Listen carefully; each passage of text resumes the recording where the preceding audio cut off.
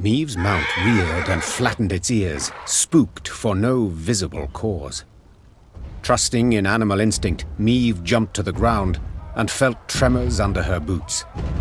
At first they were faint, barely palpable, then grew stronger and stronger. What's going on? Meve cried. Why does the earth tremble? Before anyone could respond, a scout from the forward guard let out a terrified cry.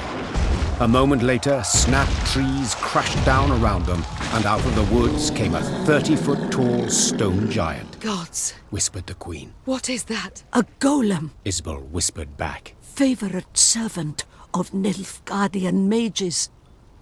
As if to confirm his words, soldiers marched out from behind the giant, clad in heavy black plate.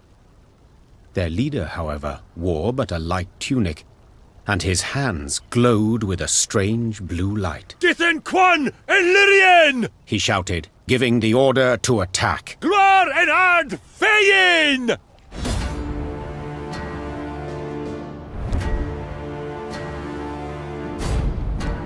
Utter your wish. Adart!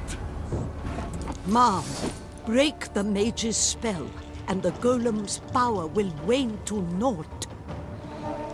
The mage! Kill the mage! They hide well. Your Grace, it worked! Raising her shield against the whistling rain of arrows, Meve fought her way towards the Nilfgaardian mage leading the attack.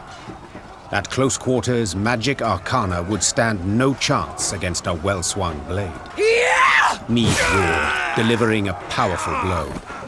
Her blade severed the mage's aorta, and drowning in his own blood, he fell to the ground. He choked out by way of last words. Then the blue aura coming from his hands flickered out, and the stone giant thundered to the ground in pieces. When the dust of the battle had settled, the queen ordered her men to search the Nilfgaardian camp. In the mage's tent, they found a rare instrument used to communicate at a distance, a megascope. The crystals encrusted in its brass frame were still warm, meaning it had recently been used to conduct a conversation. The burning question was, with whom? Isbel! Yelled the queen. The mage dutifully came closer. This device. Could you activate it? Yes, Your Grace. But are you sure? I am. Get to work. Isbel nodded, then began calibrating the magic device. There was one way to find out. Meve ordered the mage's assistant brought before her, and commanded him to activate the magic device. The prisoner wiped the sweat from his forehead and began twisting this, adjusting that, and fiddling with endless knobs. Finally, something clicked. A light flickered on, and before Meve's eyes appeared the outline of a Nilfgaardian general. Ardal Aep. Speak common, please. I know not your tongue. Oh, forgive me. I thought I spoke to someone else.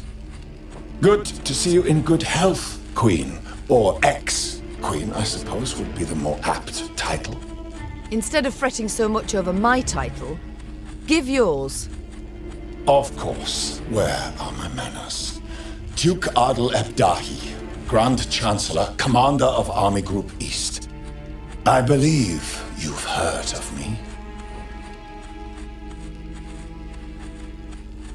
Of course I have. You are the coward who, instead of facing me himself, employed traitors to do his bidding. What you call cowardice, I call diplomacy. And you must admit this diplomacy has proven quite successful. First Lyria, then Rosberg, and southern Aedirn, all taken without any real losses. Enjoy it while you can. Easy victories are short-lived. Is that what you think?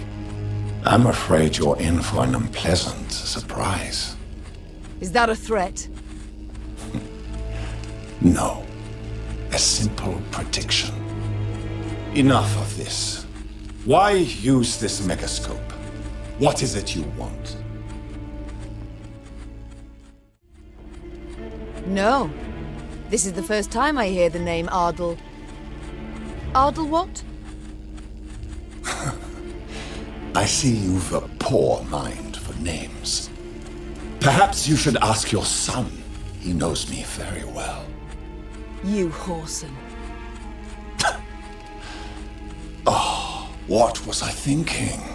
You're not on good terms, are you? Such a sad story. But don't worry, it'll soon be over. Is that a threat? No.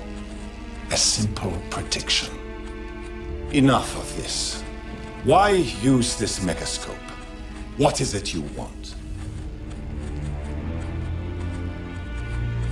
I wanted to see the man who's butchering Aedirn. The man responsible for the deaths of thousands of women, elders and children. Then your desire has been satisfied. It was I who gave the order to cleanse this land of unwanted elements, to prepare it for settlement, for... Unwanted elements? Those are living folk you speak of. If you were to look at this war in historical perspective, considering the wider geopolitical context, forget it. It's impossible for you to grasp. Farewell, Your Majesty. Or rather, till next time. For there will be a next time, I assure you. I was simply curious. Wondered whom the mage had contacted. Curious. How fascinating. You Northerners are so primitive. Like mindless magpies taking anything that shines back to their nest. Your thirst for knowledge now quenched, please allow me to see to my duties. Farewell, Your Majesty. Or rather, till next time. For there will be a next time, I assure you. To tell you I shall never surrender. That I shall fight to my last breath. Your breath shall cease, that is certain. Exactly when I wish it to. What is that supposed to mean? Farewell, Your Majesty. Or rather, till next time. For there will be a next time, I assure you. A quiet fell over the tent. The Queen stepped outside, squinted her eyes against the glare of the burning fields, and swore to herself that when she did see Grand Chancellor Ardal Aep Dahy again, he would be a whole head shorter.